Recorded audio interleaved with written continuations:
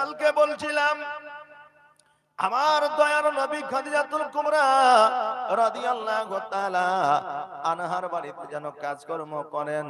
আমার খাদিজা বললেন, মুহাম্মদ, ও মুহাম্মদ শোনো গো, আজকে আমার ছাগল বকরি যেন ক্ষুধার্ত না থাকে, আমার ছাগল বকরি যেন পেট পূরণ হয়ে যায়। আমার নবীজি ছাগল যখন নিয়ে যাইতেন পেট পূরণ হয়ে যেত। ছাগলেরা যুক্তি করলে আমার নবীকে কষ্ট দেওয়া যাবে না, আমার নবীকে কোন রকমের পেরেশানির মধ্যে আনা যাবে না।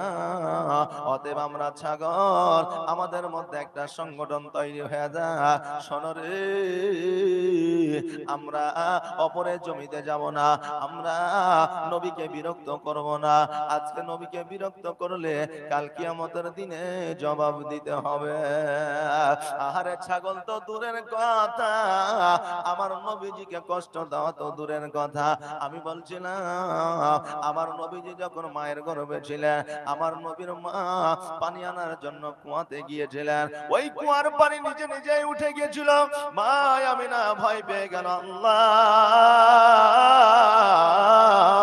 অন্যান্য নারীরা ঝুঁকে ঝুঁকে পানি উঠায়, আমি যখন কুয়ার কাছে পৌঁছায় গেলাম পানি যেন নিজেই নিজেই উঠে যায়। আল্লাহ গো, এটা কেমন করে হতে পারে? আব্দুল মুত্তালিবের কাছে আসলো, আব্দুল মুত্তালিব ডাক দিয়ে বলল, ও আমিনা, যাও যাও যাও, তুমি কোন রকমের ভয় করিও না, পানি উঠে যায়, পানি তুমি নিয়ে আসো।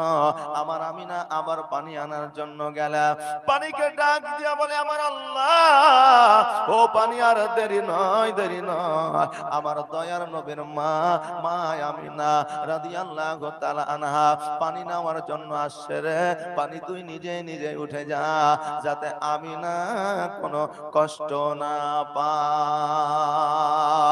পানি উঠাতে যাইয়া আমার মা আমিনা ঝুঁকে ঝুঁকে পানি উঠাইবে, আর এই ঝুঁকে ঝুঁকে পানি উঠাইলে আমার আমিনা কষ্ট পাবে, আর আমিনা যদি কষ্ট পায় যায় আমার নবীজি কষ্ট পাবে, আর আমার নবী যদি কষ্ট পায় যায় আমি আল্লাহ সহ্য করতে পারবো না। অতএব পানি দেরি নয়, দেরি নয়, তুমি জলদি করে পানি উপর দিকে উঠে আসো। আমার মা আমিনা পানিটা উঠায়া জলদি করে যখন বাড়ির দিকে যায়, আকাশের উপরে যেন অনেকগুলা পাখি কিচির মিচির করে, কিন্তু আমিনার আগে যেন যায় না। আমিনা বলে, আল্লাহ, এই পাখিগুলো আমার আগে কেন যায় না? এই পাখিগুলো দল বাঁধিয়া আমার মাথার উপরে কেন কিচির মিচির করে? এই পাখি দেখিয়া আমার আমিনা যেন ছুটতে আরম্ভ করেছে। এবার বাড়ির দিকে ছুটতে যখন আরম্ভ করেছে, রাস্তার চুচলো পাথর কাকর গুলো যখন আমার মা আমিনার পদতলে পড়েছে, ওই পাথর কাকর গুলো যেন দেখছে তুলের চাইতে নরম হয়ে যাচ্ছে। আমিনা যখন ট্রাই করার জন্য আবার যখন পা দিয়েছে, দেখছে যেন ওই পাথরটা তুলোর চাইতে নরম হয়ে যাচ্ছে। ওই পাথরে যেন আমিনার পায়ে আঘাত করে না, ওই পাথর যেন আমিনার পায়ে চোট দেয় না। আমিনা বাড়িতে আসিয়া নিজের শ্বশুর আব্বাকে বলতেছে, আব্বা গো, পানি নিজেই নিজেই উঠে গেল, আর রাস্তার পাথর কাকর গুলা আমার পায়ের তলে তুলোর চাইতে নরম হয়ে থেকে গেল। আকাশের পাখিরা যেন আমার আগে যায় না, আমার মাথার উপরে যেন কিচির মিচির করে। আমার আব্দুল মুত্তালিব ডাক দিয়া বলে, আমিনা, তুমি কি জানো না রে মা, তুমি মুহাম্মদ সাল্লাল্লাহু তাআলা আলাইহি ওয়াসাল্লামের মা, তুমি আল্লাহর হাবিবের মা। আজকে পাথর তোমাকে যদি আঘাত করে তুমি কষ্ট পেয়ে যাবা, আর তুমি যদি কষ্ট পেয়ে যাও আমার নবী কষ্ট পেয়ে যাবে, আর আমার নবী যদি কষ্ট পেয়ে যায় আমার আল্লাহ সহ্য করবে না।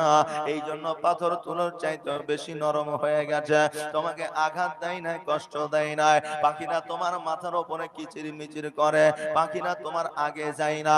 এই জন্য আগে যায় না রে, কিয়ামতের দিন ওই পাখিরা জবাব দিতে পারবে না।